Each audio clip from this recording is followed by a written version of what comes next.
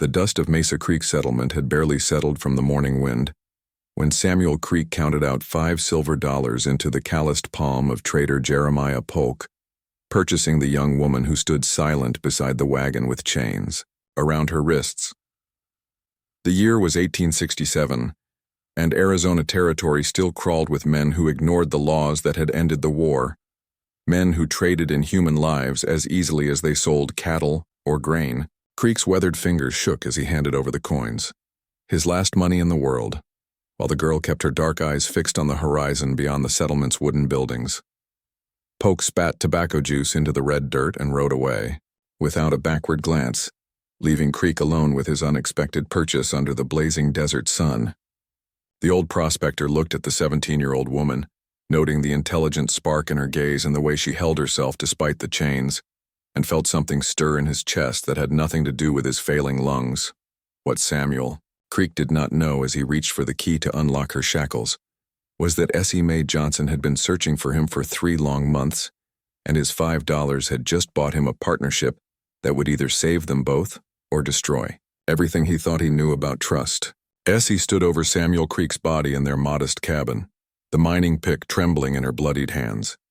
His gray eyes stared at nothing, vacant as winter sky. Outside, horses thundered closer.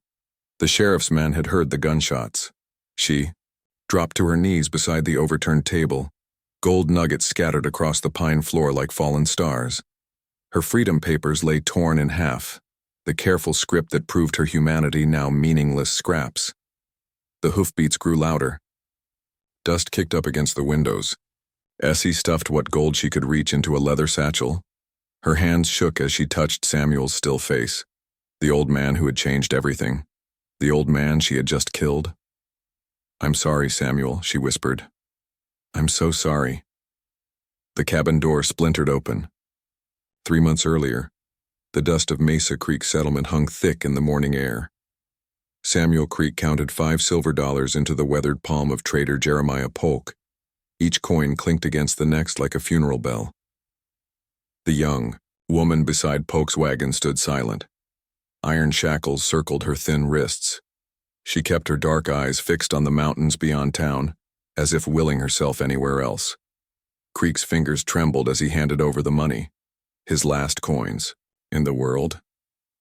The consumption eating his lungs had left him weak, but his mind stayed sharp enough to recognize evil when it wore a traitor's smile. Polk spat tobacco juice into the red dirt. "She's strong. Work her hard and she'll earn back what you paid." The wagon rolled away without ceremony. Creek found himself alone with his purchase under the desert sun. He studied the girl's face, noting the intelligence behind her careful mask. She couldn't be older than 17.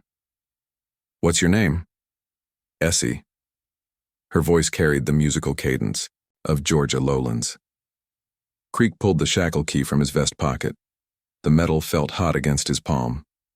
"Well, Essie, I got news for you." He unlocked the chains. They fell to the dust with a dull thud. "You're free to go wherever you please." Essie rubbed her wrists where the iron had chafed. She looked at Creek with something between suspicion and wonder. Just like that? Just like that. She stood perfectly still for a long moment. Creek expected her to run. Instead, she bent down and gathered up her shackles. "These belong to you now," she said, offering them back. Creek shook his head. "Throw them in the creek, let the water have them." That night, Creek woke to find Essie still there. She had built up his fire and prepared a meal from his meager supplies. The smell of cornbread filled his small cabin. "Thought you'd be halfway to California by now." Essie ladled beans into a tin bowl. "Man's dying shouldn't die alone." Creek's hand went to his chest where the sickness lived. "How'd you know?" "Same way I know most things. I listen." The next morning brought Creek's usual routine. He gathered his tools and headed for the hills where he'd been scratching at rock for 20 years, always hoping, always disappointed. Essie followed without invitation. "You don't need to come," Creek said. "Don't need to do lots of things." They walked in silence until Essie stopped at a slope Creek had never bothered with. Too steep, too much work for an old man with bad lungs. Try here, she said. Creek looked at the unpromising ground. Nothing there but hard labor. Try anyway. Something in her tone made him swing his pick. The first strike revealed quartz veins spider-webbing through the rock. The second strike brought color. Gold. More gold than Creek had seen in 2 decades of searching. He sat back on his heels, staring at the precious metal glinting in his palm. How did you know? Essie's expression gave nothing away. Lucky guess. That evening, Creek counted their take by lamplight. Enough to buy supplies for months. Enough to pay for medicine. Enough to change everything. We'll split it even, he said. It's your claim. It's your find. Essie accepted her share without argument. She tucked the nuggets into a small cloth pouch and secured it beneath her dress. The careful way she hid the gold told Creek she'd had practice keeping precious things safe. The weeks passed in a pattern of work and discovery. Essie's instincts proved uncanny. She could look at a hillside and point to the exact spot where gold waited. Creek's health improved with better food and purpose. His cough quieted. But other things grew louder. Creek began noticing Essie's absences. She would disappear for hours without explanation. When she returned, she offered no details about where she'd been. He found her writing letters by candlelight, after she thought he was asleep. Her pen scratched across paper with urgent intensity. She folded each letter carefully and sealed it with wax. Got family somewhere? Creek asked one morning. Essie's hand stilled on her coffee cup. Had family. Don't know where they are now. Those letters you write, they going to family? They're going to people who might help me find family. Creek nodded, but something in her answer felt incomplete, like a door only cracked open. The 4th week brought visitors.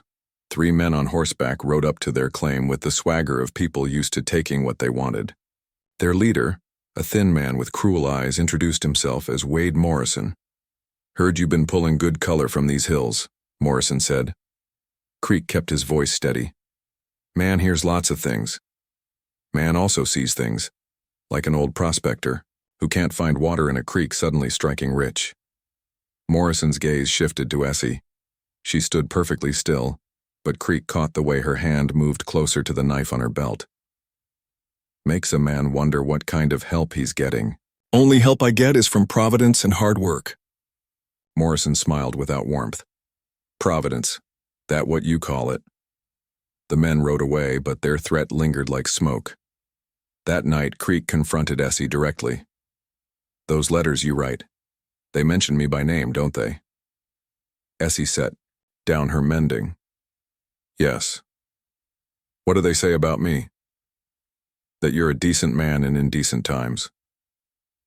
What else? Essie met his eyes without flinching. Some secrets protect more than they harm. Creek felt the old paranoia creeping back. The sickness had made him cautious about trusting anyone. Now gold had made him valuable enough to betray. I bought your freedom for $5, he said quietly, but I can't buy trust. No, Essie agreed. Trust gets earned. Then earn it. Tell me what you're really doing. Essie was quiet for so long, Creek thought she wouldn't answer. When she finally spoke, her words carried weight like stones. I'm trying to put broken families back together. The gold we find helps people travel, helps them search, helps them survive while they search. And the letters? Go to people who know, people who hear things, who remember names. Creek understood then. Essie wasn't just looking for her own family. She was trying to reconnect dozens of families torn apart by slavery and war. That's dangerous work. Most worthwhile work is. Creek stared into the fire, weighing her words. Everything she'd said could be true. Everything she'd said could be lies wrapped in noble purpose. Why not tell me from the start? Because trust gets earned, Essie repeated. And because some white folks think helping people is only noble when they're the ones doing the helping. The accusation stung because it held truth. Creek had assumed he was saving Essie, He'd never considered she might be saving others. The next morning brought news that changed everything. A rider from town carried word that Territorial Judge Morrison was coming to Mesa Creek, the same last name as the claim jumper. The judge was asking questions about sudden wealth and suspicious partnerships. Creek looked at Essie across their breakfast of beans and biscuits. Family business. Wade Morrison is the judge's nephew. They don't like seeing certain people prosper. Certain people meaning you. Certain people meaning both of us now. Creek understood the mathematics. A dying old prospector and a freed slave girl finding more gold than anyone had reason to expect. It looked like cheating to people who wanted reasons to be suspicious. How long before the judge arrives? 3 days, maybe 4. Creek coughed, tasting blood. The sickness was getting stronger despite the better food. Time was running out in more ways than one. "What do you need from me?" he asked. Essie's surprise showed clearly. "You still trust me?" "I trust that you're fighting for something bigger than yourself. That's more than most people can say." "Then I need you to make a choice," Essie said, "because what comes next is going to test everything we both believe about right and wrong." Outside, the wind picked up. Dust swirled against the windows like the future pressing close. Judge Morrison arrived on the 3rd day like storm clouds gathering weight. His black carriage rolled into Mesa Creek with the authority of federal law behind it. Creek watched from the ridge above town as dust settled around the vehicle like a shroud. Essie stood beside him, her eyes tracking the judge's movements. "He'll come for us tomorrow." Creek's cough had worsened overnight. Blood spotted his handkerchief now. The sickness was winning its long war against his body. What exactly is he going to find? Depends on what Wade already told him. They descended into town separately. Creek bought supplies while Essie disappeared into the maze of alleys behind the general store. The shopkeeper's wife watched Essie go with narrowed eyes. "Strange partnership you got there," the woman said. Creek counted out coins for flour and coffee. Partnerships worked fine so far. Some folks wondering how it works so well. Some folks wonder about things that ain't their business. That evening, Creek prepared for another mining session. Their latest strike had yielded enough gold to fund Essie's mysterious letters for months. But something felt different about her urgency now. She returned to the cabin after dark, moving like a woman carrying invisible weight. "Found another promising spot," she said. "Northwest Ridge." Creek studied her face in the lamplight. Strain showed around her eyes. "You sure about that direction?" "Sure as I've been about anything." They worked the Northwest Ridge by moonlight. Essie's instincts proved accurate again. Gold veins ran through the rock like frozen lightning. Creek marveled at her ability to read the earth's secrets. "Your grandmother teach you this?" Essie's pick struck stone with rhythmic precision. "Taught me lots of things. How to listen to land. How to remember what matters." What else did she remember? Names. Places. Which masters knew geology and which ones just got lucky. Creek understood then. Generations of enslaved people had possessed knowledge their owners claimed. Essie's gift wasn't supernatural. It was inherited expertise. She passed this knowledge to others? Everyone she could trust. They worked in comfortable silence until Essie stopped suddenly. Her head turned toward the valley below like a deer scenting danger. Someone's coming. Creek heard nothing but wind through the pines. Then hoofbeats emerged from the darkness. Multiple riders moving fast. "Wade Morrison and his boys," Essie said. They gathered their tools quickly. Gold went into leather pouches. Evidence disappeared into pockets and saddlebags. The riders reached their claim as they finished packing. Wade Morrison's voice carried across the night air. "Know you're up there, old man. Come down peaceful." Creek looked at Essie. Her hand rested on her knife handle. "Go," he whispered. "I'll handle this. We handle it together." They descended the slope with their hands visible. Wade Morrison sat his horse like a man accustomed to having others back down. "Working awful late," Wade said. "Rock doesn't care what time it is. Rock doesn't care about lots of things, like who's really finding all this gold. Wade's eyes fixed on Essie. Been asking around town. Funny thing about your girl there. She's been receiving mail. Lots of mail. Creek's chest tightened. Not from the sickness this time. Man's got a right to correspondence. Man does. Question is what kind of correspondence. Wade dismounted slowly. His two companions remained mounted, hands near their weapons. See, my uncle the judge thinks maybe you two got some kind of arrangement. Maybe she's bringing you information from places a decent white man wouldn't go. Creek kept his voice level. Only information she brings me is where to dig. That so?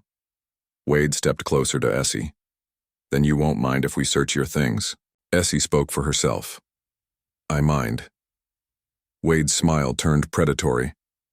Don't recall asking what you minded. Creek moved between them. You got questions, ask me. I'm asking her. The tension stretched taut as wire. Creek could feel violence gathering like heat before lightning. Then Essie did something unexpected. She reached into her dress and pulled out a folded paper. You want to see my correspondence? Here. She handed Wade the letter. He unfolded it by moonlight, squinting at the careful script. Creek watched Wade's expression change as he read. Confusion replaced suspicion. This is about finding your sister. That's right. Says here she might be in California, working for a family named Henderson. That's what it says. Wade folded the letter slowly. Creek realized Essie had shown him exactly what she wanted him to see. Nothing about underground networks or funding escapes, just a freed woman searching for scattered family. My apologies, Wade said stiffly. Didn't realize. Most people don't. Wade remounted his horse. Still think you two are finding too much gold too easy? Think whatever you want, Creek said. Thinking's free. The riders disappeared into darkness. Creek and Essie stood silent until the last hoofbeat faded. That was smart, Creek said. That was necessary. The next morning brought Judge Morrison himself. He arrived alone, which surprised Creek. Men with federal authority usually traveled with escorts. The judge was older than his nephew, with silver hair and careful eyes. He dismounted slowly, studying their operation with professional interest. Mr. Creek, Miss Essie. Judge. Mind if I examine your claim? Creek gestured toward the hillside. Look all you want. Judge Morrison walked the perimeter of their workings. He picked up samples, studied the rock formations, tested the soil consistency. His examination was thorough and knowledgeable. You've done well here, he said finally. Been lucky. Luck had help. The judge's gaze moved to Essie. Considerable help. Creek felt the familiar tension building, but Judge Morrison's next words surprised him. My nephew thinks you two are running some kind of confidence game. I think you found something most partnerships never do. What's that? Complementary skills and mutual respect. The judge mounted his horse. Keep your operation clean and your claims filed proper. Do that, and you won't have trouble from my office. He rode away without further ceremony. Derek looked at Essie. That went better than expected. Did it? Something in her tone made him study her face. She watched the judge's retreating figure with an expression he couldn't read. What aren't you telling me? Essie was quiet for a long moment. When she spoke, her words carried weight like stones in deep water. Judge Morrison's not the problem. His being reasonable just made everything worse. How's reasonable worse? Because now the people who want us gone can't use law to do it. Creek understood. Legal pressure would have been official and predictable. Unofficial pressure would be neither. That evening, Essie's urgency returned with doubled intensity. She worked on her letters until past midnight, sealing each one with extra care. How many people depend on our gold? Creek asked. More than I like to count. How many will be hurt if something happens to us? Essie set down her pen. More than I can save. Creek coughed blood into his handkerchief. The sickness was accelerating. Time was running out faster than either of them had planned. "Need to ask you something," he said. Essie waited. "Did you really find me by accident? That day with Polk's wagon?" Essie met his eyes without flinching. "No. How long were you looking for me?" 3 months. "Why me?" "Because you had a reputation. Fair dealing with everyone regardless of color. Failed prospector who minded his own business." Creek absorbed this revelation slowly. "So you knew I'd buy you?" "Hoped you would. And you knew I'd set you free." "Counted on it?" Creek stared into the fire, processing the implications. "What else did you count on?" "That you'd be grateful enough for the gold to not ask too many questions." "Were you right?" Essie's silence stretched long enough to become its own answer. Outside, wind rattled the cabin windows. Storm weather was building in the mountains. Creek could taste change coming like electricity before lightning. "One more question," he said. Essie nodded. "When this all goes wrong, and we both know it, what do you need me to do?" Essie's answer came without hesitation, as if she'd been preparing for this question since the day they met. "Trust me one more time." The storm broke 3 days later with the violence of divine judgment. Creek woke to thunder rattling the cabin walls and Essie shaking his shoulder. "They're coming." Through the rain-lashed window, he saw torches moving. Up the hillside. 6 men on horseback, their flames hissing in the downpour. Wade Morrison led them like a man with federal backing. "Where's Judge Morrison?" "Gone back to Tucson yesterday. Convenient timing." Creek reached for his rifle. His hands shook from more than sickness now. "How many people know about your network?" "Enough to hang us all." Essie moved with practiced efficiency, destroying papers and hiding gold. Her fingers worked the cabin like a pianist playing a familiar song. Creek realized she'd planned for this moment since their first day together. The riders surrounded the cabin. Wade Morrison's voice cut through the storm. "Come out peaceful. Got questions need answering." Creek looked at Essie. Water dripped, through gaps in the roof, each drop marking time they didn't have. "What's the play?" "We go out. We answer questions. We hope they believe lies better than truth." They stepped into the storm with their hands visible. Rain turned the ground to mud beneath their feet. The torch flames cast dancing shadows across 6 hard faces. Wade Morrison wore a deputy's badge that hadn't been there 3 days ago. "Authority of Territorial Marshal's Office, you're both under arrest." "What charges?" "Conspiracy to defraud mining claims, operating illegal correspondence networks, harboring fugitive slaves." Creek's chest tightened. The last charge could hang them both. "What fugitives?" Wade pulled out a folded paper. "Got reports of suspicious activity. People moving through at night. Gold being used to fund illegal activities." The paper was official federal letterhead. Creek couldn't read the details in the storm, but Wade's confidence suggested legitimate authority. "Don't know nothing about fugitives." "That so?" Wade gestured to one of his men. "Search the cabin." 2 riders dismounted and pushed past Creek into their home. Sounds of destruction followed. Furniture overturned, belongings scattered. The violence of men looking for reasons to justify what they'd already decided. Creek watched Essie's face, remained perfectly calm. Whatever they found or didn't find, she'd prepared for it. The searchers emerged empty-handed except for a small bundle of letters. Wade examined them by torchlight, squinting through the rain. More correspondence about missing family members. Looking for family ain't illegal. Depends on how you're looking and who's helping you look. Wade's attention shifted to Creek. Funny thing about sick old prospectors, they don't usually strike rich unless they got inside information. Only information I got comes from hard work, or from people who know things they shouldn't know. The accusation hung in the air like smoke. Creek understood now. They weren't really after him or Essie, they wanted the network. The names, the roots, the people helping scattered families reconnect. "Don't know what you think we know." Wade stepped closer. Rain dripped from his hat brim like a curtain of judgment. "Think you know plenty. Think your girl there's been using your gold to fund activities the federal government takes personal interest in. Creek felt the trap closing. Truth or lies, they were caught. Wade had authority and suspicion and 6 armed men. Creek had consumption and 5 months of happiness he'd never expected to find. What do you want? Want names? Want routes? Want to know who's been moving through Arizona territory without proper documentation? Creek looked at Essie.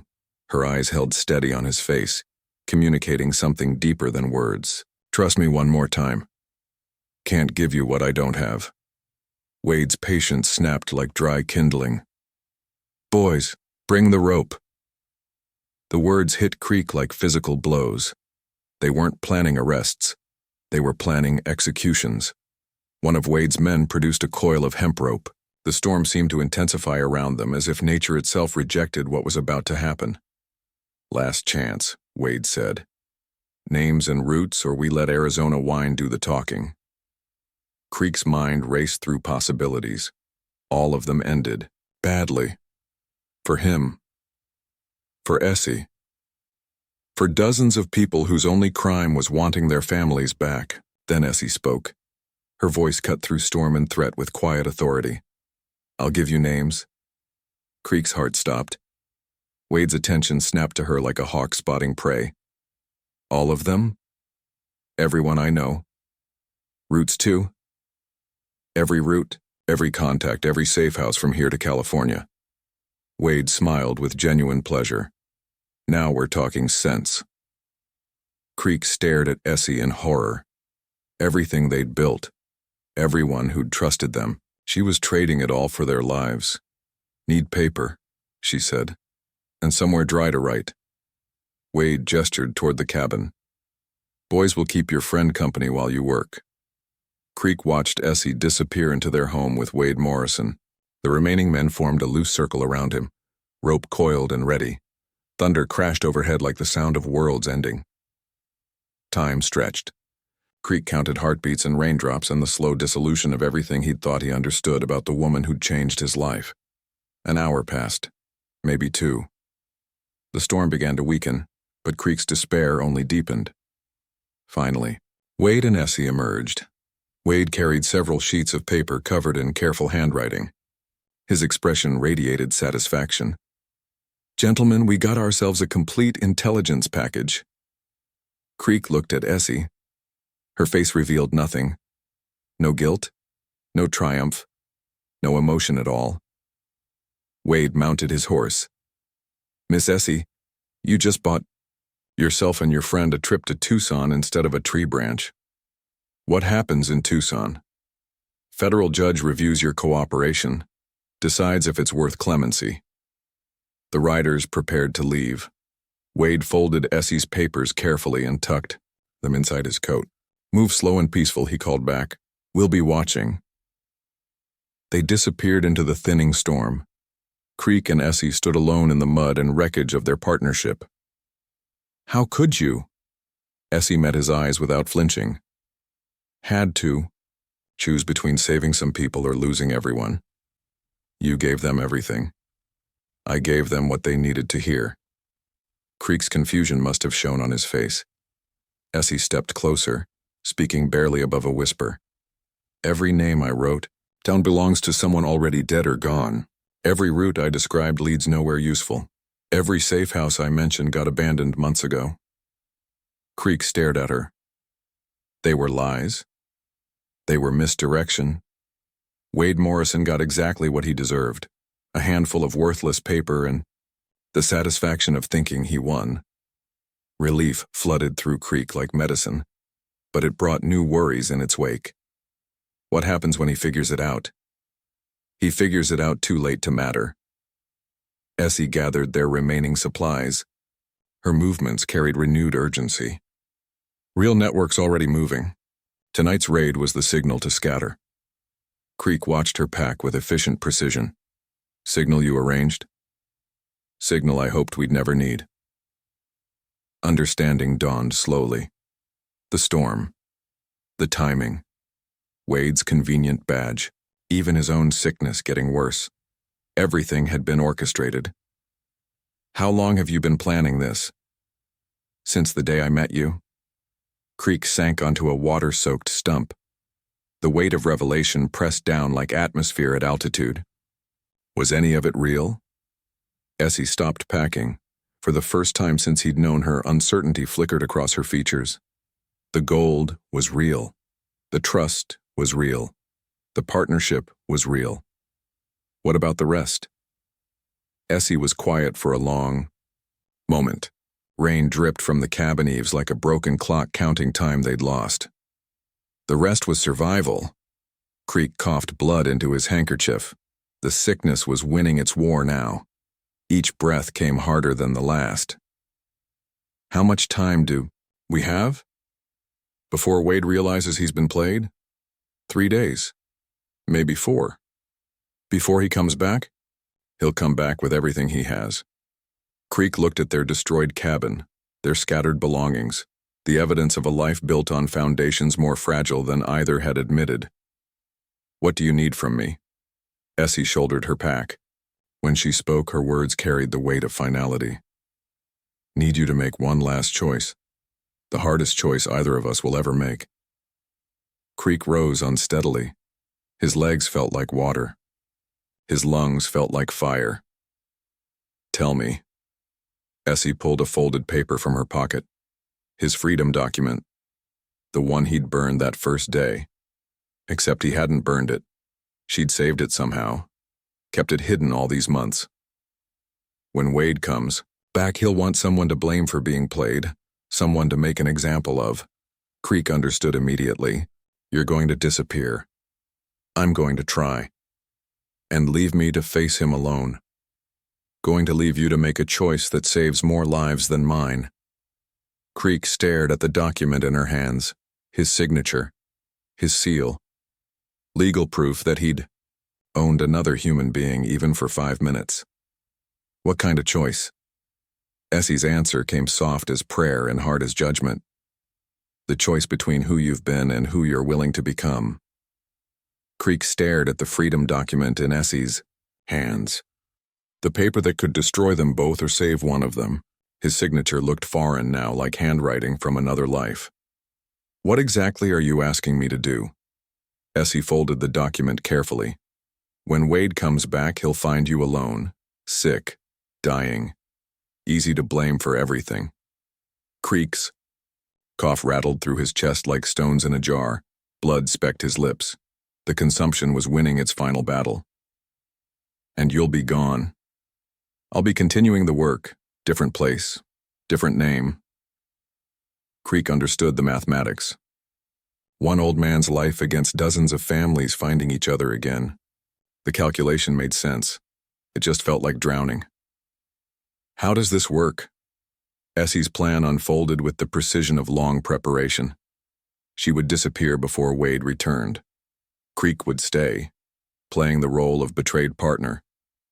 When confronted, he'd claim Essie had used him, stolen from him, disappeared with his gold. They'll believe an old fool got played by a clever girl. Because that's what they want to believe. Creek nodded slowly. Men like Wade Morrison lived on assumptions about who was smart and who was simple.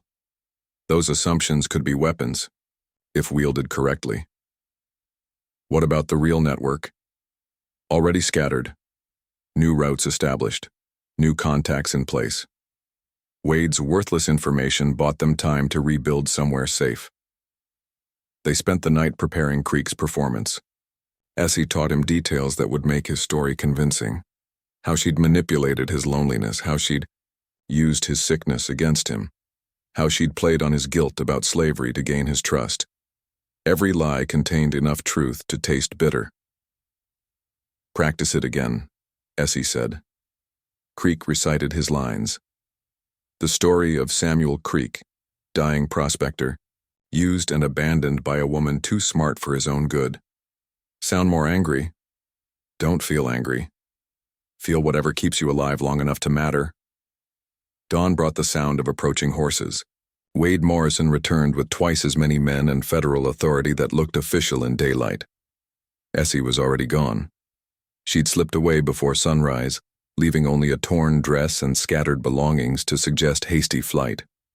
Creek sat on his porch mining pick across his knees, playing the part of a man destroyed by betrayal. Wade dismounted with the swagger of someone expecting easy answers. Where is she? Gone.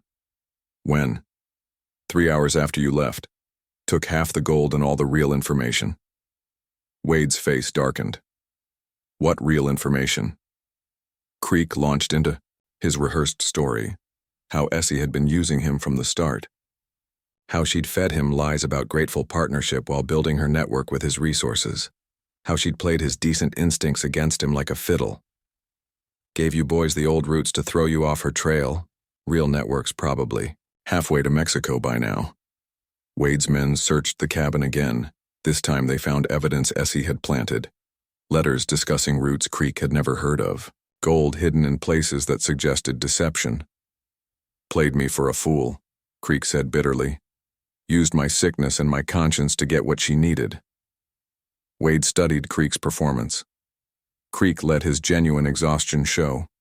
His real anger at being manipulated, his authentic fear of dying alone. Which direction did she go? South toward Tucson. Said something about California connections. Wade remounted his horse. If you're lying to protect her. Protecting her? Creek spat blood into the dust. Woman used me like a tool and threw me away when she was done. Hope you catch her. The riders thundered south, chasing shadows and false trails. Creek watched them disappear into heat shimmer and distance. Alone now. Truly alone for the first time in months. The silence felt heavier than the sickness eating his lungs. Creek spent his remaining days writing. Not letters like Essie had written. A different kind of record. The true story of their partnership. The real mathematics of trust and sacrifice. He wrote about a woman smart enough to orchestrate her own freedom and brave enough to free others. He wrote about gold that bought more than comfort. He wrote about the difference between being used and being useful. The consumption took him on a Tuesday morning in late autumn. He died sitting at his table, pen in hand, final words still wet on paper. Wade Morrison found his body 3 days later, drawn back by reports of unusual silence from Creek's claim. The cabin held evidence of Creek's story.